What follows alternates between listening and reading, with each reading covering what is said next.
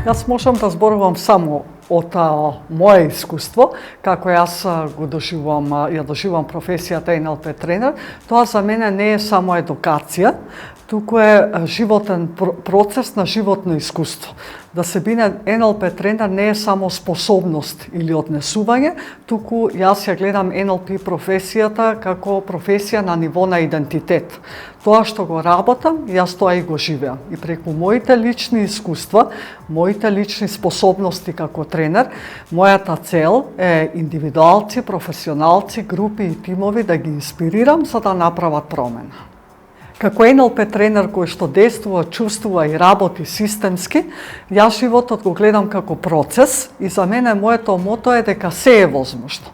Тоа значи дека предизвици и промени секогаш ги има во животот, меѓутоа начинот на кој што се справуваме со нив зависи од самите нас, од нашата ниво на свест.